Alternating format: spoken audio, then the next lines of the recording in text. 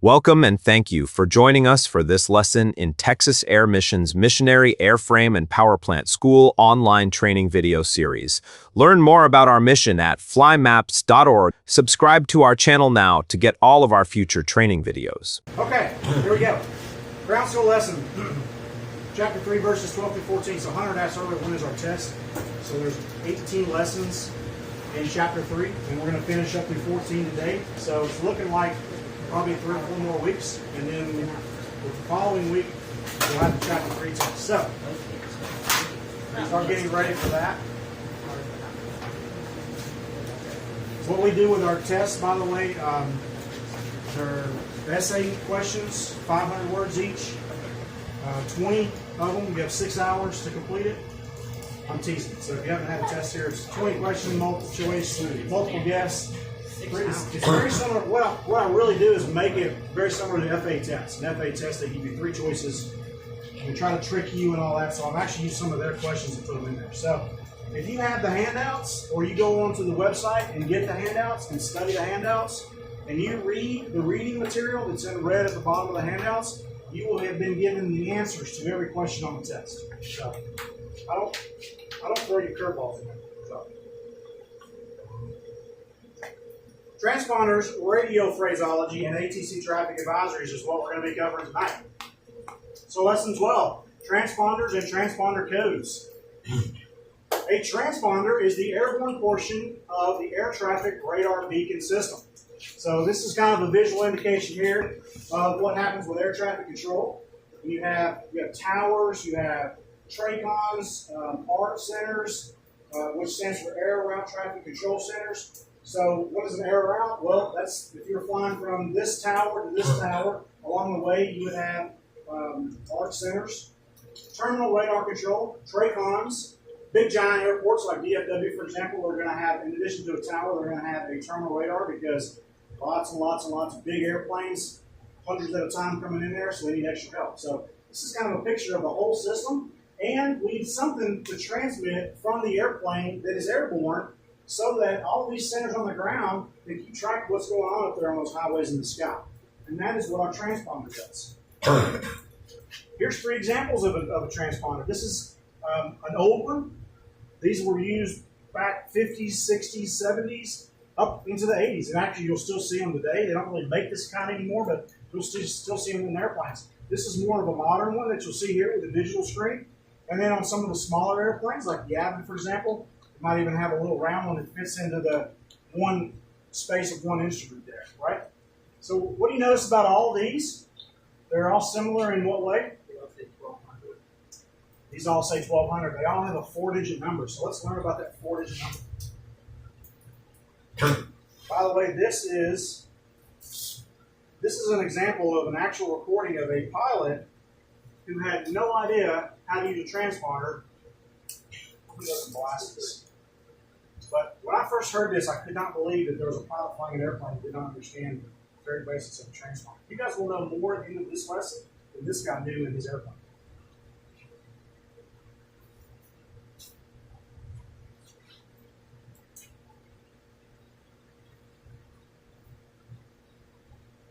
Calls in from the northeast, but he's really in the northwest. Number 206 on Mike, Amsterdam. Yes, I'm from about 2 miles out to the northeast, northwest. Okay, initially you called in from the northeast, sir. I've got you on, had you on a right down. Are you coming from left down? I was being left down, and I was also a little bit on my company. That's okay, and it's pretty mildly, but I don't have you in sight. I'll report if you in the left downwind, if you in the tower, the left downwind, 36. Roger. Number 6 center, Mike, extra tower. I still don't have you in sight, sir. Say your position. I bet I got the wrong airport. No, I got Oxford site. I have the airport site. Okay, can you say the position, please?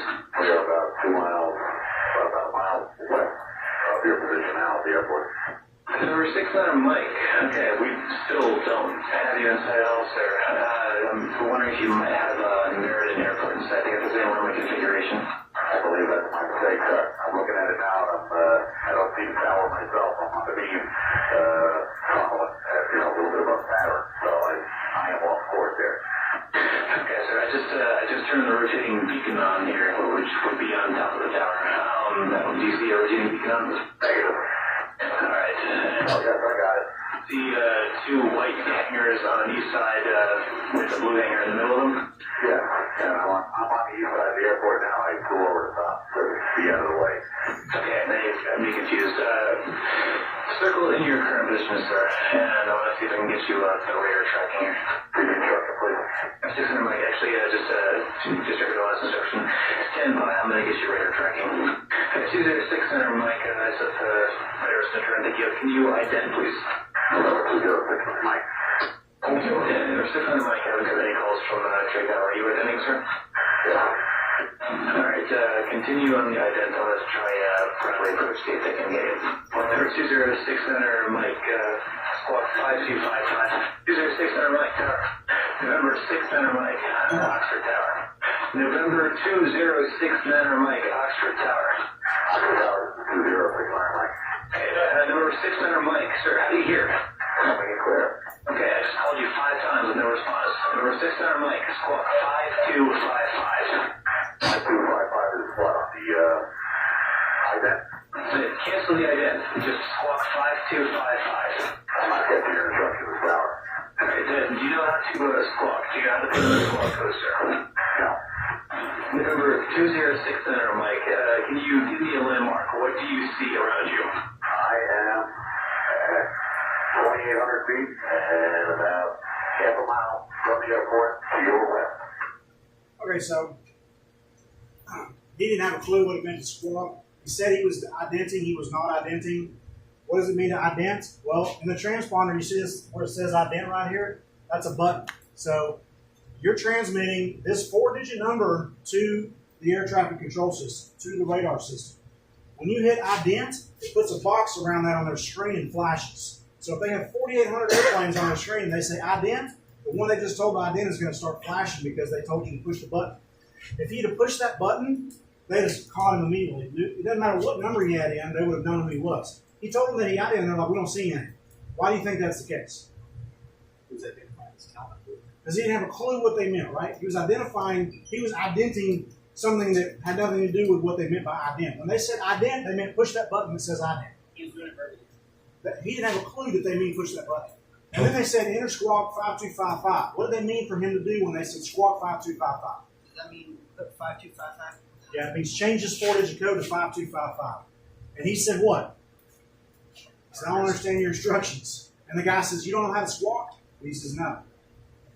He does not. He's a pilot flying an airplane who didn't know that meant to dial in 5255. I have no idea how you get to that point if he literally and really had a pilot's license. I have no idea how he did that without knowing that basic stuff. So, but that's what you're learning today.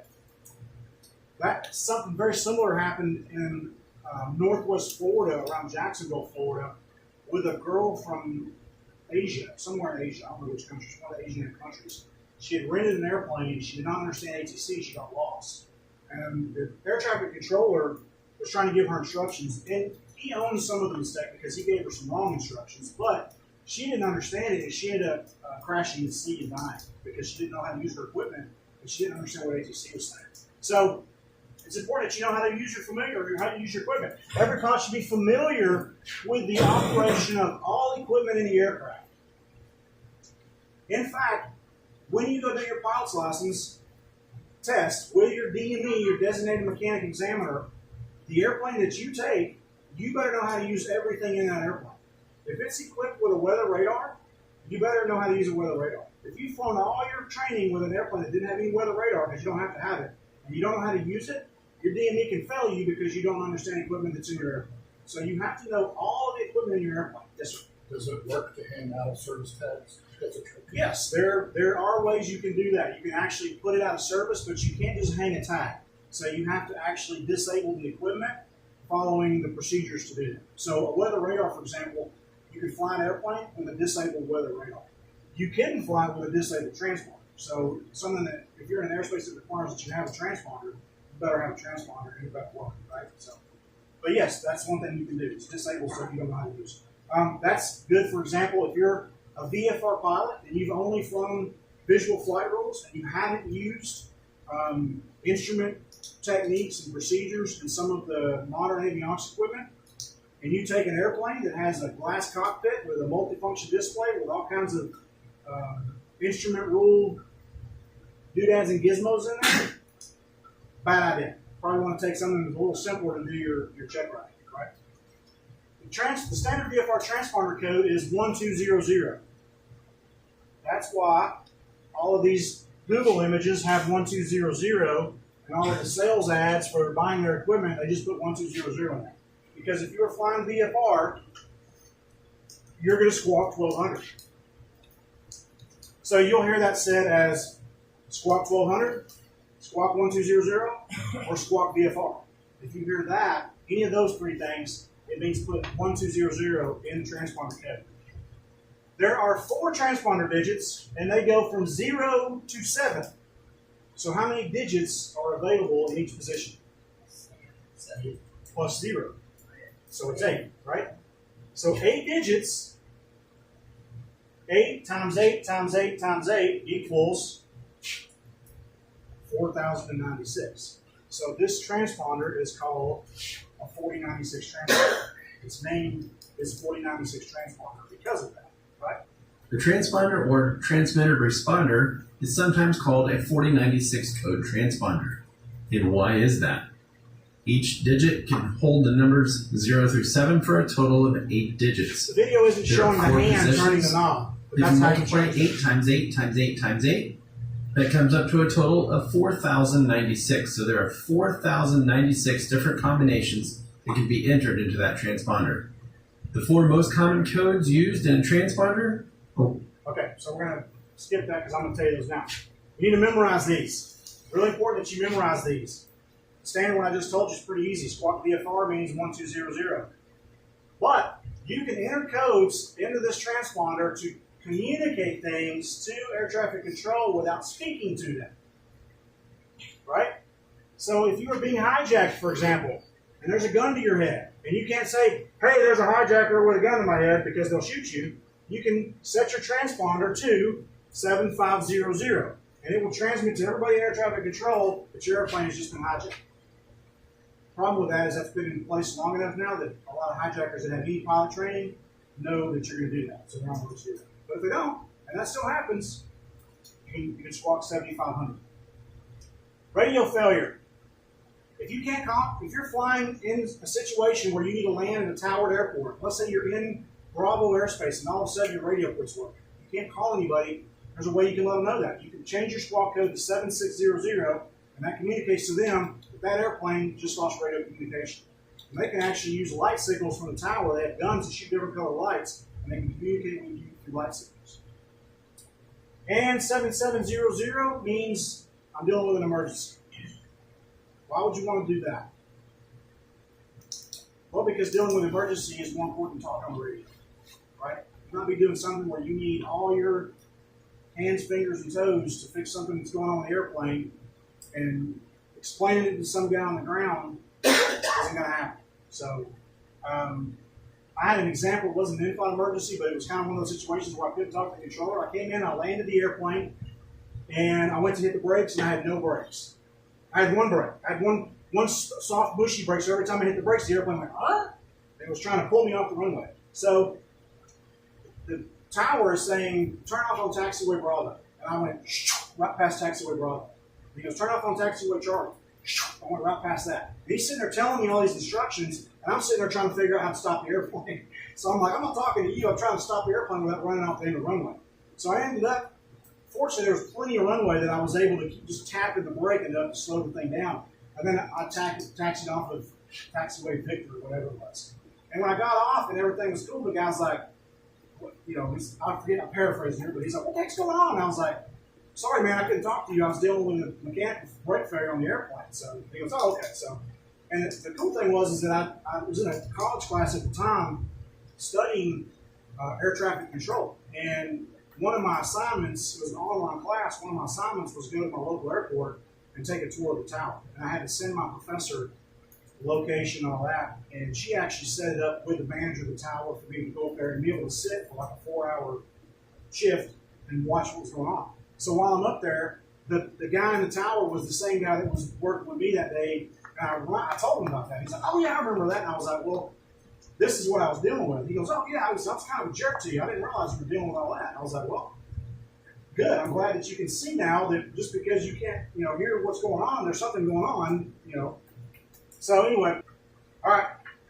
That being said, care should be taken when making transponder code changes to ensure that the codes listed under 6B through 6E are avoided, if even for a brief second or two. You don't want to be dialing in some other squawk code. Let's say they tell you to squawk 5700, and you go 007, and then as you're dialing in that other one, you pass through 700. What did you just do? You set off alarms all over ATC that somebody's dealing with an emergency. So what should you do? There's something real easy that you can do.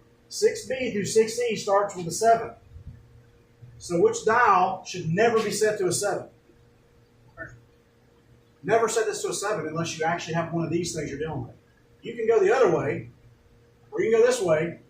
You can go to whatever number you need to go to without passing through 7. So just make it a good practice to never set the first dial to a 7. Did you have a question? I was just going to say set the last dial to a different number. You can do that too. Yep. Or something and make that the last dial equal the number into. Same concept, yep. Here's the good news. There's a cheat code for remembering 7500, 7600, and 7700. Because you need to know those. Those are questions that you're going to be expected to know when you do your pilot's license. Unless you're that guy that was in that recording, I don't know how he got away with it, but everybody else has to remember these. But here's the cheat code. Hijack, I can't talk, I'm dealing with an emergency.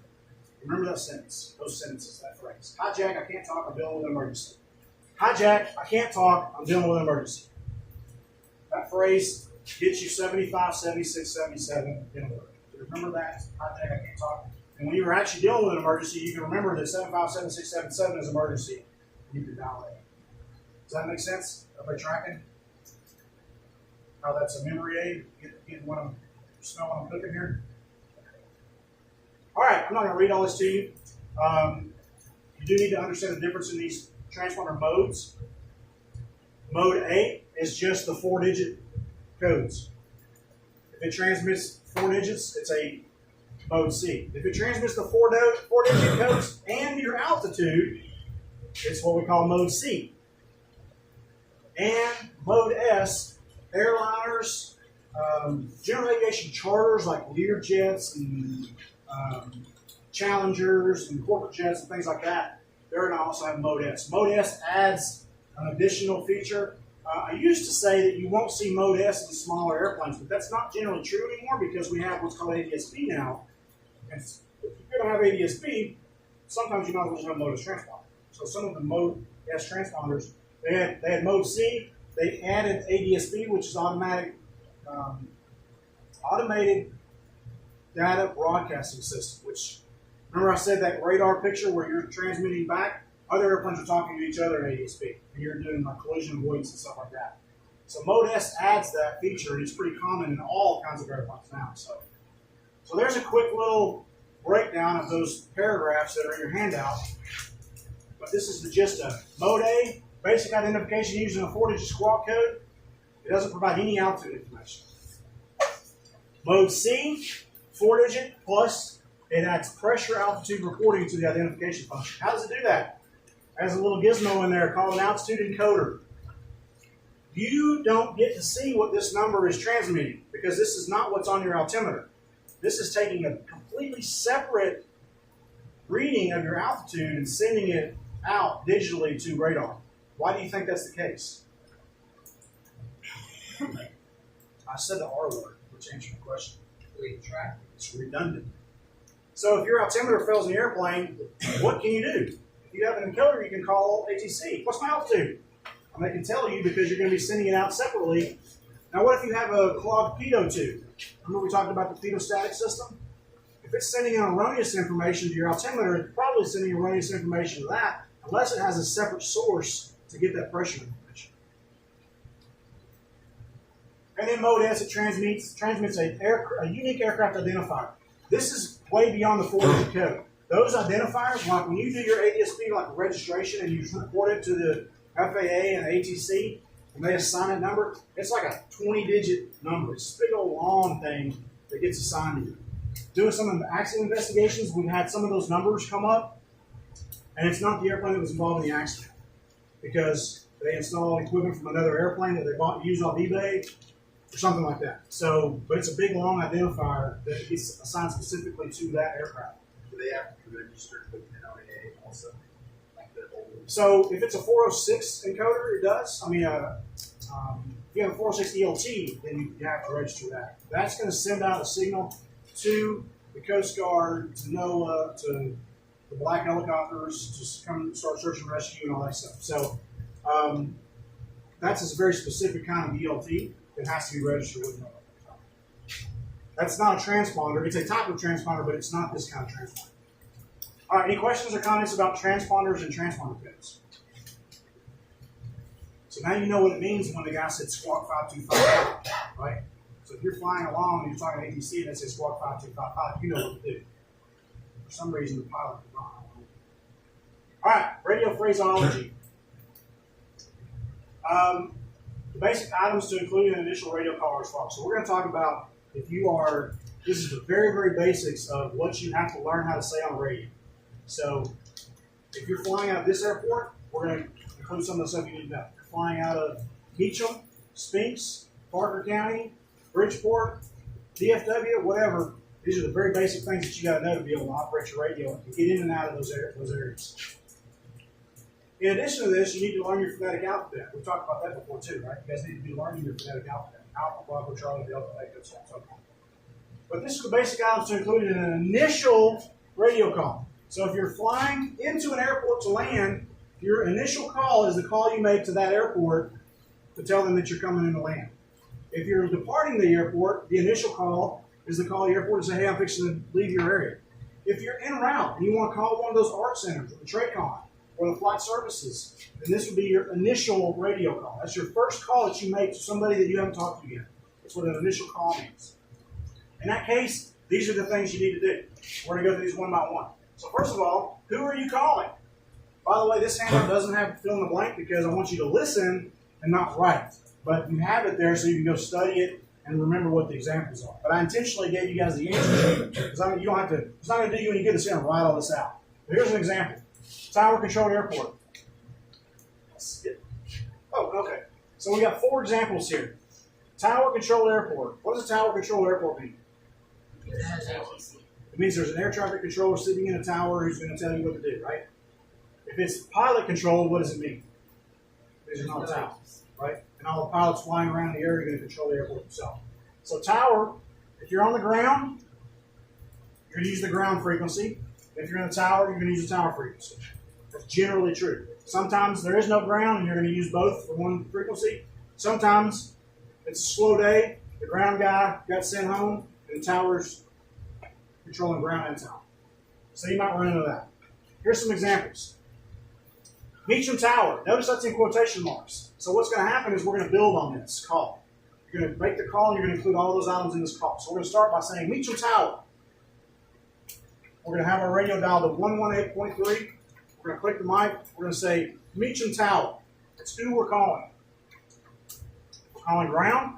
We're going to dial 121.9. Meacham ground. Notice this one has more digits. If you're over in the Burleson area and you're flying into Spinks, you're going to say Spinks Tower, but you're going to dial in 124.625. It's a 6-digit frequency. What do you think this 6-digit frequency is? Yeah, just put 2 zeros on it, right? So sometimes you're going to have to put 6 digits in. You're usually always going to have to put 6 digits in, but it might already have the zeros loaded for you. All right? Spinks ground. If you're in a pilot-controlled airport, like Horseshoe Bend, for example, Horseshoe Bend, you actually say Horseshoe Bend traffic if you're calling to talk to other traffic in the area. Say Horseshoe Bend traffic on CTAP 122.9. CTAP just means Common Traffic Advisory Frequency. So that's just the frequency that everybody in the area around Horseshoe Bend is using. If you're flying into Parker County, you would say Parker County traffic on 122.7. Notice they're pretty close together geographically, and they have different frequencies. So you would have to pay attention to make sure that you're actually transmitting. If you're landing in Horseshoe Bend, and you just left Parker County, you're transmitting on 122.9, everybody listening in, or on 122.7, everybody listening on 122.9 is not going to hear you, right? So you have to physically dial it in, make sure you're paying attention. By the way, I put this picture of a chart supplement up here. 122.7 is Parker County. Parker County CTAP 122.7. So you can find it right there on your chart. Right? Non-towered, so it's CTAP. Next is who you are. So you're going to say who you're calling, but now you're going to say who you are. You're going to do that with your aircraft type and or your IN number, your registration number, your tail number. Note, if you designate your aircraft type, you don't have to say November before the IN number. Why would you give your aircraft type instead of your IN number?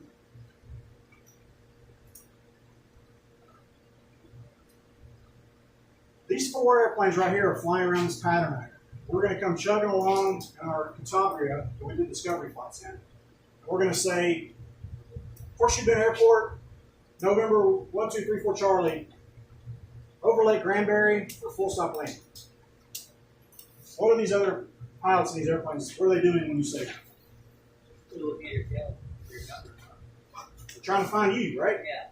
You're fixing to enter the pattern that they're already in, coming from Lake Granbury, so they're thinking, okay, this Lake Granbury is that way, I'm going this way, the pattern's this way, this is downwind, this is that airplane, I've got that airplane, that airplane, that airplane. And they're doing all this calculating in their head, and they're trying to find you. So, did what you just do help or hurt the situation? A little bit of both, but for the most part, it hurt them because they probably can't see these IN numbers. What's the IN number on this airplane? He's making a left turn onto the downwind. You look up and hear a radio call. You can't see it, right? What's this guy's IN number? It's right here. It's a little bitty number back here and a big one on there. You can't see those numbers, right? So calling an IN number in that pattern meets the regulation, but it would be a lot better if you said, Horseshoe Bend traffic, yellow cub, 1234 Zulu. Then they're going to look around and go, which one of these is the yellow cub? Well, that's obviously the only one that looks anything remotely like a yellow cub, right? So this is the guy who's talking to us. Is this a yellow cub? It's not a yellow cub. It's actually a vagabond. So why did I put yellow cub? Because most of those guys don't have a clue what a vagabond is, right? But they know what a cub is.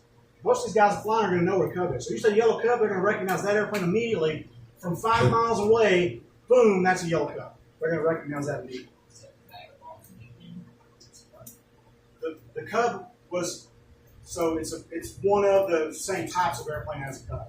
The difference in the cub and the vagabond is that the seats in the cub were set in front of the back like this, and in the vagabond they're set side by side like this. So that's really the only difference is the shape of that cockpit and how they move the seats. Other than that, it pretty much looks like exactly like that same airplane. Now there's Super Cubs. Looks like that, but has longer wings, right? Bigger wings, bigger airplane. Are you going to know that from 5 miles away? So if you said yellow Super Cub, it doesn't matter. They're going to still be looking for that airplane right there. So some examples. Same examples we just got a minute ago. Now we're going to build onto them. We're going to say Meacham Brown, Cherokee, 5689U. Is that right? No, we don't say U. Right? We say uniform. Cherokee 5689 uniform. Which one of those airplanes is Cherokee 5689 uniform? Got to be this one, right?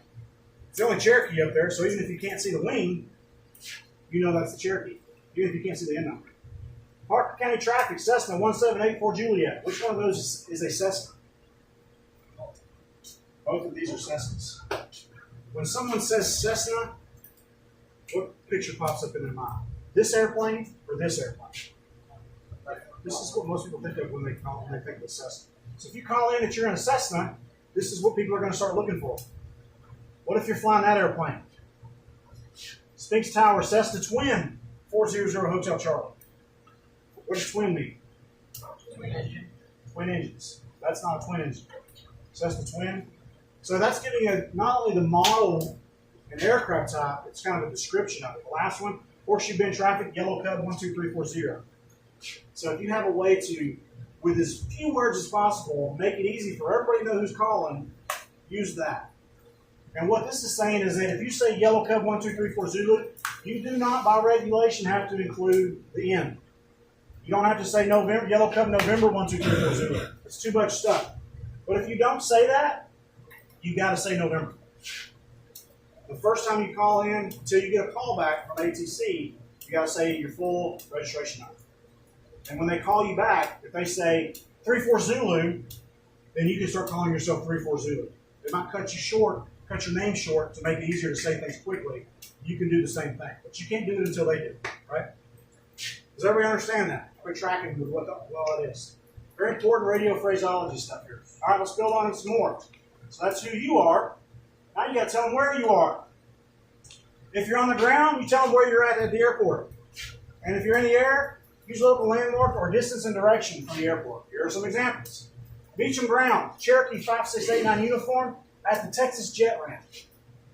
So at Beecham Airport, there are, I think, 3 big FBOs, fixed base of operations, where you get fuel, donuts, coffee, and you can take a pee-pee break. And one of those is called Texas Jet. And if you're at the Texas Jet Ramp, and you call the ground and you say you're at the Texas Jet Ramp, they know where you're at. Because they work that airport all the time and they know where that's at. Parker County Traffic Cessna 1784 Juliet at the fuel pump. Well, there's only one fuel pump at that airport. You can see it from the air. All the traffic flying around the airport can see it. The people that are local on the ground there know where it's at. So that's a good landmark to let everybody there know where you're at. Spinks Tower, Cessna Twin, 400 Hotel Charlie, 6 miles to the northwest at 2,500 feet. A lot of times you'll hear people just do 6 miles to the northwest and not give their altitude. Not really a good idea, especially when you're approaching a towered airport. Give them your altitude too. Why is that important? Right, because there might be another airplane flying around out there, and they can quickly discern, hey, you're at 2,500, and this guy's at 2,000. So I should not give you instructions to descend. I'm going to give you instructions to turn, and then I'm going to give you instructions to descend, or something like that. So giving them your altitude when you call in is a good idea. All right, Horseshoe Bend traffic, Yellow Cub 1234 Zulu over Lake Granbury. I included the chart here because you can see our little airport here, Horseshoe Bend Airport. And if somebody calls and says they're over Lake Granbury, where are they at? The big blue spot, right? So they are southeast of us. So if we're in here flying around this pattern, which way is the airplane going to be coming from? From the southeast, right? So we know when they call in and they say, Horseshoe Bend traffic, Yellow Cub 1234 Zulu over Lake Granbury, we know, okay, there's a Yellow Cub to the southeast of us coming our way. They're calling us, and we're assuming we're going to finish the call in a minute. But everybody tracking so far? See what we're doing? We're building all this stuff, and everything needs to be clear. All right, so describe in as few words as possible what you intend or what you want to do. So the first one was meet your ground, Cherokee 5689 uniform at the Texas Jet Ramp. Request a VFR departure to the northwest. So what are you requesting in that call? What's a VFR departure? It means you want to take off on the runway using visual flight rules, right?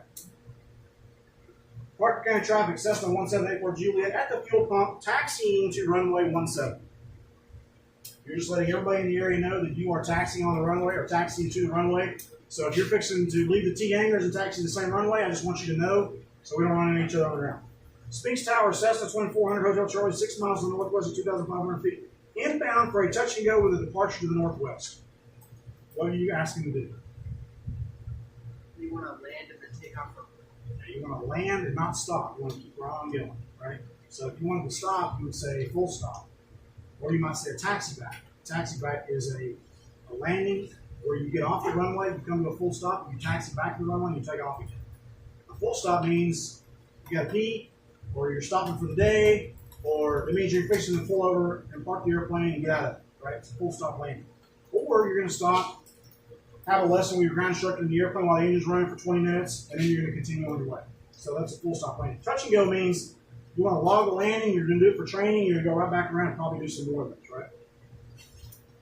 Horseshoe Bend traffic, Yellow Cub 1234 Zulu over Lake Granbury, inbound for low approach runway 35.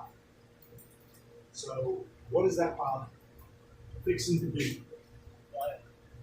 A low approach means a low pass. It means basically somewhere around 10 to 50 feet above the runway. He's going to approach from the southeast, and he's going to do a low approach. He's going to do a low altitude flight over the runway. It's runway 35, so he's going to be at the south end, headed north. Why would he be doing that? Checking runway conditions, running the deer off. Yep, making sure the runway's clear to land on, all that good stuff. So if you're flying around in a pattern, and you hear somebody say that, you know what's fixing to happen. Plane coming from the southeast. It says that they are over Lake Granbury. So that's 5 miles away. So you know it's going to be within about 5 to 10 minutes. Another airplane is going to be doing a low approach flying over like that. So you have two options at that point. You can say that you're in the pattern, just advise that you're in the pattern, or you don't have to. You can just avoid landing the airplane and stay out of the way of them coming in while doing it. So just to communicate information. All right. So back to our slideshow. ATIS. Three slides.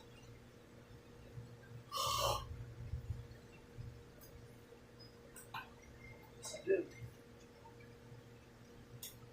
Okay. ATIS if at a towered airport. Inform the tower ground that you have listened to the current ATIS. Remember we talked about that the other day? ATIS is what you do. You call in the number that's identified in the ATIS. So you say, for example, Meacham Brown, Cherokee 5689 uniform, out the Texas Jet Ramp, request a VFR departure to the northwest of information mark. If you're a new pilot, that's a lot of stuff to try to brain around and say real quick. So what should you do? Maybe write it down on your keyboard, have all that stuff ready in advance, so you know all those 5 or 6 things you're going to say. So when you click the button on top of the tower, you can just write all of them off quickly. And the more you do that, the easier it's going to become. It's going to become second nature. Second example, Sphinx Tower, Cessna Twin 400 Hotel Charlie, 6 miles to the northwest of 2,500 feet, inbound for a touch and go with a departure to the northwest with information brought. So same thing we just talked about. And then number 6 is, who are you calling? This is if you're at a pilot controlled airport. So if you're calling a towered airport, you ended it with the information on the ATIS. That means that's the end of your call. If you're at a pilot controlled airport, you don't have ATIS, you want to end that call and let everybody know that you're done talking. So what do? You say the name of that area again. So for example, you would say, Parker County Traffic, Cessna 1784 Juliet at the fuel pump, taxi to runway 17, Parker County Traffic. Another example, Horseshoe Bend Traffic, Yellow Cub 1234 Zulu, over Lake Granbury, inbound for low approach, runway 35, Horseshoe Bend Traffic. So you just said it at the beginning, you stack it. You said it at the beginning, you said it at the end, and you completed your regular call. Read back instructions. So if a tower airport gives you instructions, you have to read those back. They expect you to know that you have to read back most of the instructions they give you, especially some important ones. So here's an example. That initial call to ATC. You said, Meacham Ground, Cherokee 5689 uniform at the Texas Jet Ramp, requested VFR departure to the northwest with information Mike. ATC comes back and says, Cherokee 5689 uniform, taxi to 16 via Alpha. What did they just tell you? Go to taxiway Alpha or taxi on to runway 16. Nope. It says taxi to 16 via Alpha. You cannot, that is not clear to go on runway. Remember, you can't go on runway until you've been cleared to go on runway. But you can go to runway 16 on taxiway Alpha. Can you go on the other side of the runway and use Bravo? No, you got to use the taxiway that they told you. So you get on the taxiway, they gave you instructions to go to, and you go to the runway they told you to. He didn't say runway. He didn't say taxiway. He just said taxi to 16 via Alpha. So you have to know what they mean when they say things like that. And then you're going to read that back. It's very important that that is an instruction you read back. So you're going to say taxi to 16 right via Alpha, 5689 uniform. Is that correct? That's not correct. You guys didn't catch it. If I read back to the controller, taxi to 16 right via Alpha, 5689 uniform, I just messed up, right? He told me to go to 16 left, and I read back 16 right. Didn't say 16 left or right. I'm not sure. Exactly. So what should I do? It's a wrong readback is the point. The readback, if there is a runway 16 left and a runway 16 right, and he told me to taxi to runway 16, I assumed he said 16 left because that's being used, but I'm wrong because that's not right. That's why we need to read back. And he wants me to go to 16 right, and he goes, oh, we just made a mistake in our communications. That's why it's important that you do the readback. That's why you say back what they say to you, so you can catch mistakes between yourself and ATC. Initial call to ATC. Scenario number 2. Sphinx Tower, Cessna 400 Hotel Charlie, 6 miles to the northwest, 2,500 feet, inbound for a touch and go with a departure to the northwest with information brought. And then ATC comes back and says, November 400 Hotel Charlie, report a 2-mile base for runway 36 left.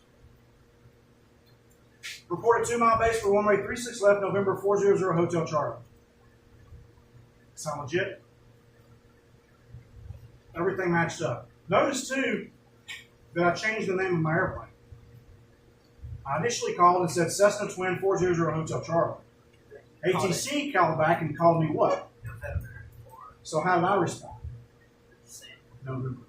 I already told him I'm in a Cessna Twin. He doesn't have to call me Cessna Twin, and I don't have to keep telling him I'm a Cessna Twin. So I did that on the initial call. I'm going to repeat what he says at this point. He might even just call me Hotel Charlie. There might not be any other airports, any other airplanes in the 10-mile vicinity of that airport with an identifier that ends in Hotel Charlie. So for the sake of expediency, he's going to start calling me Hotel Charlie. And then I call him back, and I respond as Hotel Charlie. Right? So I'm just going to repeat what he says. All right. Read back, report 2-mile base for runway 3611, November 40 Hotel Charlie. Then I'm going to follow those instructions. The pilot would then fly the airplane to a 2-mile left base and then report to the tower, 2-mile left base, November 40 Hotel Charlie. So you see what happened there? He told me to go somewhere. He told me to go to report a 2-mile base. Right? Report means call me when you get there. So when I get to the point where I'm at a 2-mile base, then I'll call him back and say, 2-mile base. November 40 Hotel Charlie. Is everybody tracking with that? Do you understand that? Anybody not understand it? Big loss. All right, flight service stations. That's that en route stuff that I was telling you about. Those TRACONs, those ART centers. Flight service stations, those are who you might call if you're not talking to a tower or ground on an airport. Let's say that you're en route and you're lost. You can actually call flight services and say, I need help. I don't know where I'm at. I don't see any landmarks. I'm over a desert. I've been flying for 30 minutes and all the cactus look the same. Help me find out where I'm at. And they can help you do that. You might call them and get flight follow. Remember we talked about VFR flight following last week? This is who you would call to get that VFR flight follow. That means they're going to follow you on radar if they're not too busy, right? Let's say that you're flying along and everything along your route was reported by every meteorologist in the whole country as being bright blue, clear skies, 22-mile visibility, everything's perfect, and you go along and you see thunderheads. You can call flight services and go, let me give you a pilot report. It's called PIRAT, P-I-R-A-T, PIRAT. I'm going to issue a PIRAT that there are thunderstorms in the vicinity of my location. You might run into turbulence. You can't see turbulence from the ground, right? You can't look up and see turbulence. Sometimes you can see clouds that are bumpy, and you can tell that it would be turbulent air if you flew through those clouds. But sometimes it's a clear day, and you can't see turbulence. So pilots flying along can call flight services and say, hey, I've got moderate turbulence flying over Lake Granbury. So anyway, flight services. We're calling the flight service station the proper phraseology for the initial contact is similar to contacting the tower or ground agency with the following differences. An FSS is addressed by the FSS name followed by radio. Example, if you're using that chart and you're calling McMinnville flight service station, dial up 122.6 and you say McMinnville radio, who you're calling, and Cherokee 5689 uniform. The second one is an FSS can be broadcast over several frequencies. So if that's the case, you want to indicate to them which frequency you are transmitting at. So if you call McMinnville radio, Cherokee 5689 uniform, and then you stop, you may not hear any response. Why is that? Because they're monitoring 4 frequencies, let's say. You call them on this one, and they have no way of knowing that. They transmit on this one, you ain't going to hear anything. So you would say, McMinnville radio, Cherokee 5689 uniform, receiving on 122.6, over. And then they know, okay, he's on 122.6. They dial in 122.6, and they call you back and say, what do you want? Tell me about that. That makes sense? Good habit is just to say, when you call flight services, name with radio, McMinnville radio, who you are, and what frequency you're on, even if there's only one frequency. And then the last thing here, there's 2 things. Correct method of stating altitude. The correct method of stating 4,500 feet mean sea level, so ATC. We don't transmit AGO. We always use mean sea level when we're talking ATC. We would say 4,500 feet. We would not say 4,500, 4,500. We would say 4,500. If we're getting into tens of thousands of feet, the correct method of stating 10,500 feet is 10,500. So what do you think 12,500? 2,500. Yeah. So it's 1,000, 2,000, 3,000, 4,000, 5,000, 6,000, 7,000, 8,000, 9,000, 10,000, 11,000, 12,000, 13,000. Catching the pattern? So all the thousands are going to be You're going to read each number individually. Right? All right, and then the correct pronunciation of numbers. We talked about this before, but 5 is pronounced as Spike, and 9 is pronounced as Nine. Why is that? Because of all the static. Yeah, remember 9 and none sound the same? If you're saying niner, you're not saying nunner. And no, you're not saying none, you're saying nine. So, and then 5, I forget what it does. Sounds like fire. Fire. All right. Any questions or comments about radio phraseology? You ready to make some radio calls? The cool thing, when we were at an airport, we could actually call a tower. Then I would actually have students, we would go taxi an airplane, and I'd have to talk to the tower, get instructions, and learn to do it that way. So we don't have a tower here. So you can actually use flight simulators. There are ATC services that if you're using a flight simulator, you can actually talk to remote people who are pretending to be ATC and all that. You can practice this. There's ways you can do that. So. All right. 3.14 is ATC Traffic Advisories. We've talked a lot about traffic avoidance, so this goes along with that. ATC Traffic Advisories, radar traffic information services, provide possible traffic advisories of nearby aircraft. So this is actually something we've already talked about before too, but they're going to give you advisories in terms of a clock with a no wind condition. So this is your airplane. You can overlay a clock with the regular 12 hours around your airplane, with the nose being 12, the tail being 6, right wing 3, left wing 9, and everywhere in between. And I'll explain what I mean by no wind condition here in a minute. But anyway, 12 o'clock straight ahead, 3 o'clock right wing, 9 o'clock left wing, 6 o'clock behind you. Everybody remember that? Makes sense? Easy peasy, lemon squeezy. But a pilot has to factor in wind correction when necessary, since the position report is based on your ground track. So it's based on your, in this picture, this is your heading, this is your ground track, this is everything here, right? So this is a no wind situation. There's no wind blowing. If there's wind blowing, you're flying in this direction. Which way is your airplane pointed? Well, this is direction 090. If you flew in 090 with the wind blowing this way, which way are you actually going to be flying? The wind's going to blow you this way, right? So instead of flying with your airplane pointed at the direction you want to go, you have to compensate for that by turning your airplane into the wind. So your track, your heading is this way. In this case, 75 degrees, but your airplane's actually going 090. So if ATC says you have traffic at 12 o'clock, which direction is the traffic? Is it up here or is it down here? It's down here. Because ATC doesn't see which way your airplane's pointed, they see which way your airplane's going. They see your ground track, right? Does that make sense to everybody? ATC advises traffic 12 o'clock. This advisory is relative to your ground track, not your heading. So 12 o'clock is your ground track. Traffic advisories usually also include the distance away in miles, so how far away the traffic is, the direction of flight of the other aircraft, and the altitude of the other aircraft. If they don't have an encoder, you probably aren't going to get that. If it's something that's hasn't moved in a while, they may not give you that. Maybe sending sporadic data. So you're not always going to get this stuff, but hopefully they're going to give you that information. So distance, direction of flight, and altitude. All of that is of the other aircraft, obviously. You're flying on a heading of 360 with no wind. ATC issues a traffic advisory. Traffic 10 o'clock, 2 miles, southbound. Where should you look for this traffic?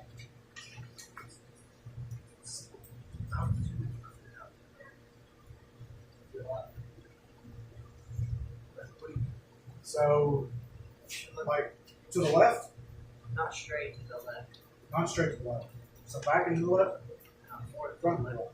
Ahead to the left? It'd be like right at your wing level. Well, I didn't give you altitude, so he didn't give you altitude either. So could be up, could be down. He didn't give you that. But he said 10 o'clock. 10 o'clock, 2 miles, southbound, means you're going which direction? North, right? You're on 360. This guy's southbound. He's coming at you, right? He's at 10 o'clock. That's good news. If he's at 12 o'clock, we got problems. If he's at 10 o'clock going southbound, he's probably going to pass on the left. And if he's 2 miles out at 10 o'clock, if this is 12, this is 11, this is 10, we're going to be looking in that direction, right? So if this is 12 for the classroom, 11, 10, 9 is this way, 10 is that way. So not immediately, but just forward of that, about 2 miles in that direction, we should see our traffic. So northwest, ahead and to your left is where you're going. All right, same flight, 360. You receive an ATC traffic advisory. Traffic 2 o'clock, 5 miles southbound. Where should you look for this traffic? Northeast. Yeah, so you're headed north, 1 o'clock, 2 o'clock, 3 o'clock. So about the same thing on the opposite side. Heading southbound, so Pass left or right. it's about to pass to your right, right? So one was at 10 o'clock, this one was at 2 o'clock. They're both heading the opposite direction. Everybody good with how to interpret traffic advisory? Any questions on traffic advisories? Quick, easy one. Okay. That's it for your ground level. Thank you for watching this lesson from MAPS, the Missionary, Airframe, and Powerplant School, a ministry of Texas Air Missions. If you found this training helpful, please subscribe, like, and share to help support the mission. To learn more about our ministry, visit flymaps.org. We look forward to having you join us for the next lesson in this series.